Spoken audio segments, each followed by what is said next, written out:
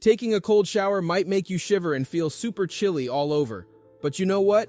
Cold showers and cold therapy, like freezing your body a bit on purpose, can actually make you more awake and fuller of energy. It's not just about feeling good. It's also good for your health and can help you lose fat.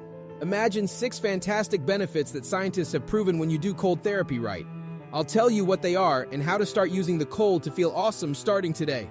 Did you know that getting cold can actually make you feel better mentally? It might sound strange, but it's true. Cold therapy, like taking cold showers or plunges into icy water, can really boost your mood and help your brain work better.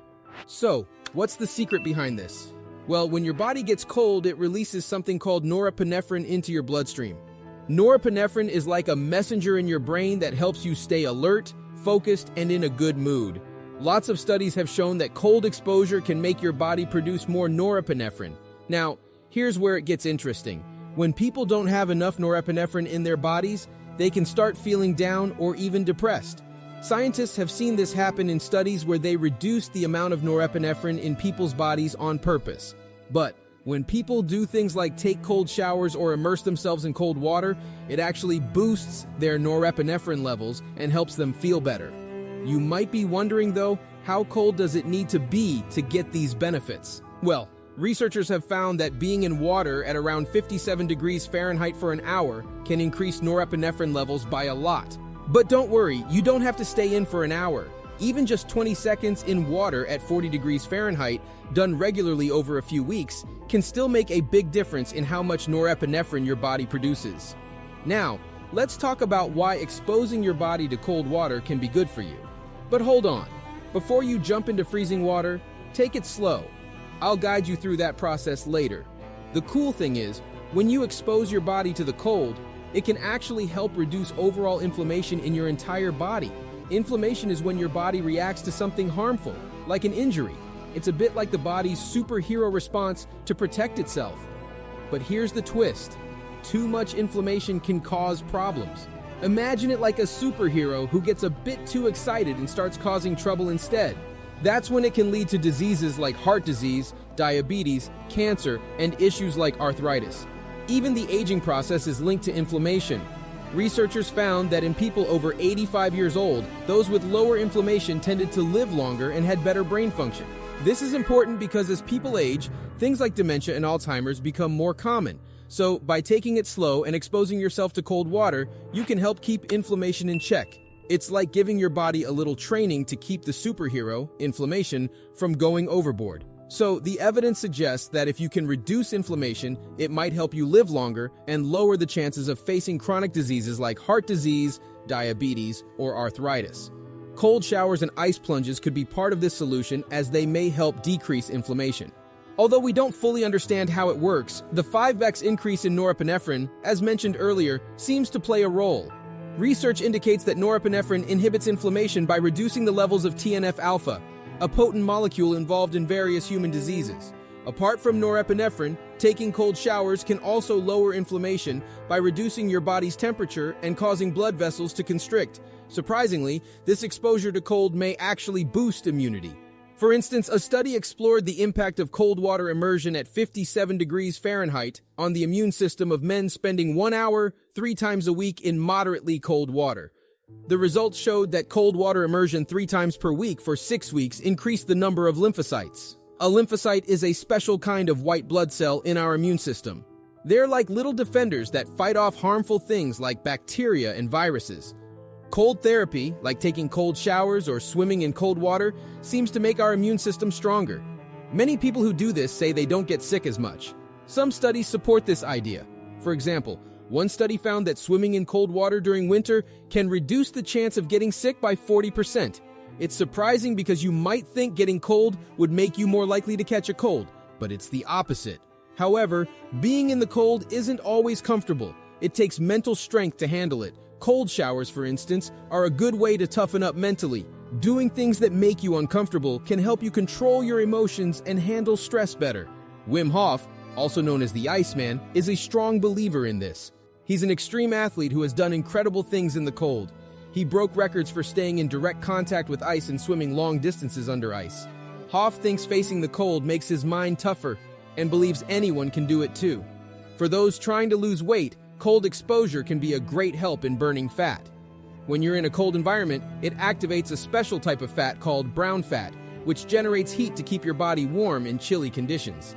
This activation significantly boosts your metabolism because brown fat requires a lot of energy to maintain body temperature.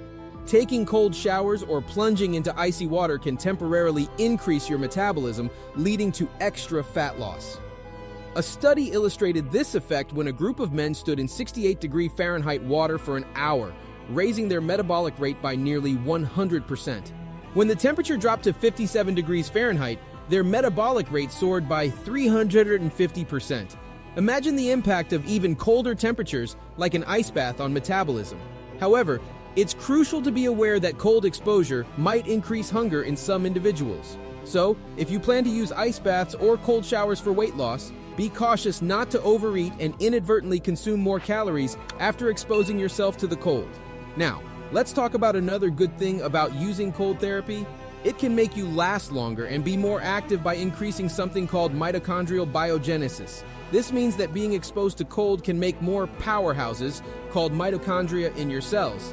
Mitochondria are like tiny factories in your cells that make energy for your body.